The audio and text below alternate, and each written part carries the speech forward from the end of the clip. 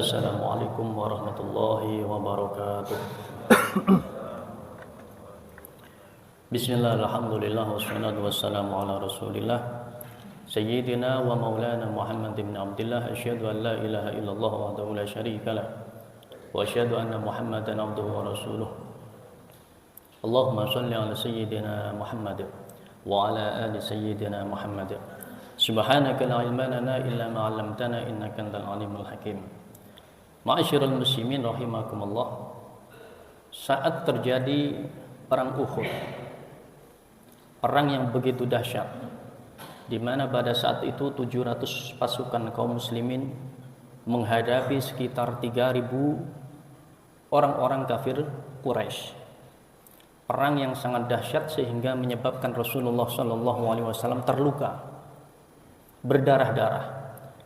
Di situ ada sebuah kisah yang sangat bisa kita ambil sebuah pelajaran. Ada seorang pejuang Islam yang gugur di medan perang. Sahabat yang lain melihat begitu kagum, iri, betapa nikmatnya si fulan telah gugur menjadi syuhada dan menjadi ahli surga. Kata Rasulullah SAW, tidak, dia adalah ahli neraka. Kaget para sahabat, kok bisa ya Rasul? Dia gugur karena dia telah membunuh dirinya sendiri. Saat dia perang, terluka, tidak sabar menahan sakitnya luka dari peperangan tersebut, dia tancapkan pedangnya ke dadanya. Itu yang menyebabkan dia tidak jadi syahid, tidak jadi penghuni surga. Bahkan kata Rasulullah, dia adalah penghuni neraka. Ma'asyiral muslimin rahimakumullah.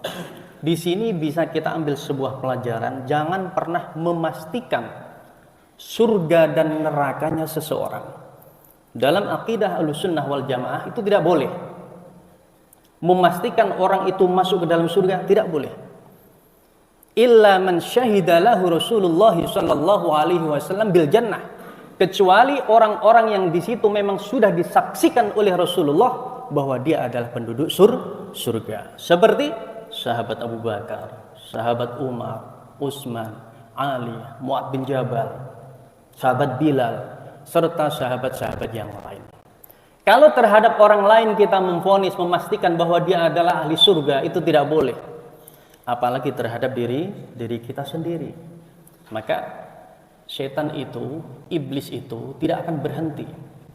Di saat orang itu malas dan sudah bisa diperangi malasnya sehingga dia mau beribadah, maka di situ setan akan menggunakan cara yang lain. Bagaimana caranya? Memasukkan sebuah rasa ke dalam perasaannya bahwa dirinya itu adalah ahli surga. Masa saya sudah rajin berjamaah, sudah banyak menghatamkan Al-Quran, sudah banyak tahajud, masa enggak dimasukkan ke dalam surga? Nah, ini sebuah perasaan yang sangat fatal, berbahaya sekali. Itu adalah bisikan dari bala tentaranya iblis. Ma'asyiral muslimin rahimakumullah. Memastikan surganya seseorang itu saja tidak boleh, kecuali ada nas hadis yang jelas dari Rasulullah sallallahu alaihi wasallam.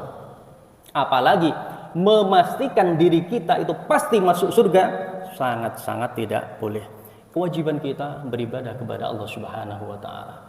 Kewajiban kita berdoa minta kepada Allah Subhanahu wa taala agar ibadah kita diterima oleh Allah Subhanahu wa taala, dosa kita diampuni oleh Allah dan kita dimasukkan ke dalam surga. Itu saja. Jangan pernah memastikan bahwa diri kita masuk ke dalam surga.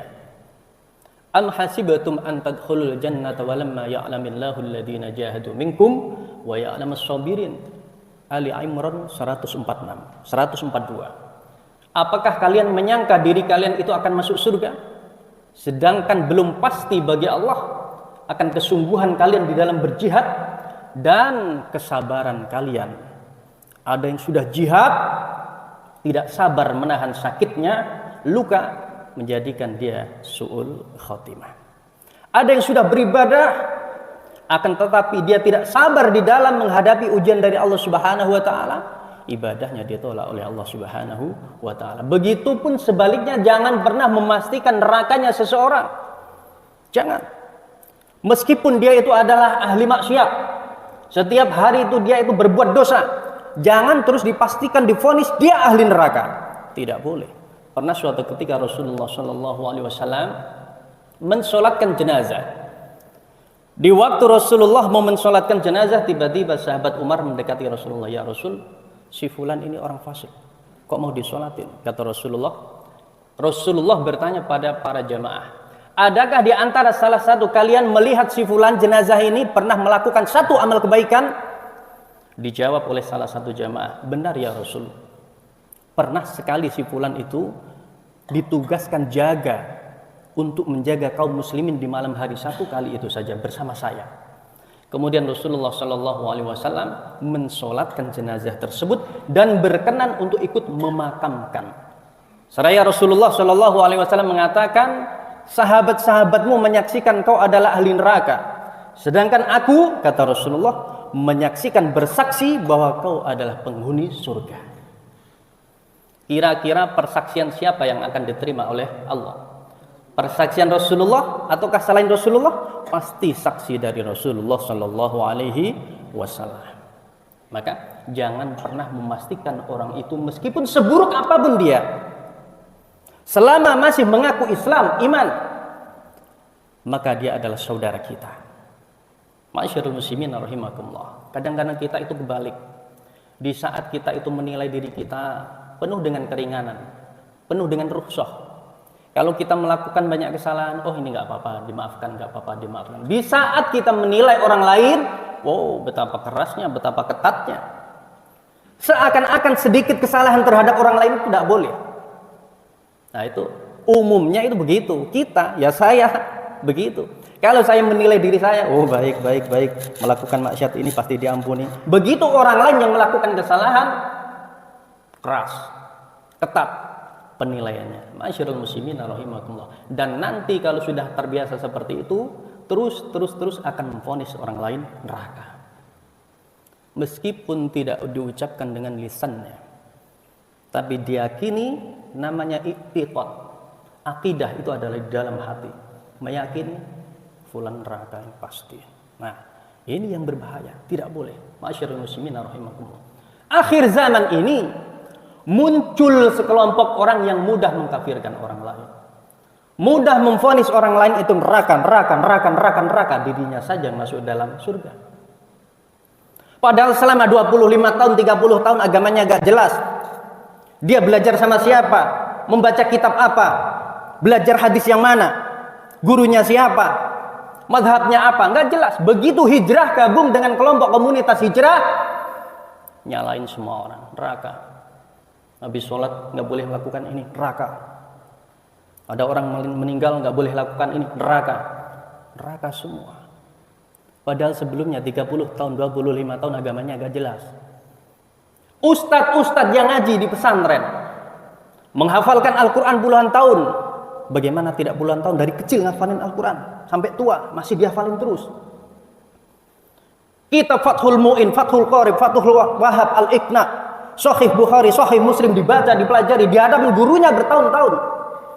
Di pesantren saya itu, pesantren itu ada yang 25 tahun, 20 tahun, nggak sembarangan. Dihafalkan Jurumiyah, dihafalkan Alfiyah. Tanya Pak Haji Saifuddin ini. Dihafalkan Imriti, 250 nadhom. Dihafalkan Alfiyah, 1000 nadhom dia harus dihafalkan bersamaan dengan menghafalkan Al-Quran. Setiap hari belajar tafsir di hadapan guru. 2 tahun baru hatam tafsir Jalalain. Setiap hari ngaji Ihya kitabnya Imam Al-Ghazali, 4 tahun baru hatam. Hatam 4 tahun, mengulangi lagi, hatam lagi. Ada yang 10 tahun, 15 tahun, 20 tahun. Begitu ketemu orang yang baru hijrah, divonis bahwa dia itu ahli neraka. Ini akhir zaman. Maka neraka, surganya seseorang jangan pernah kita tetapkan. Jangan pernah kita memvonis, karena itu adalah larangan, pantangan bagi orang yang punya akidah Ahlus Sunnah wal Jamaah. Demikian, semoga bermanfaat. Wal afu minkum. Wassalamualaikum warahmatullahi wabarakatuh.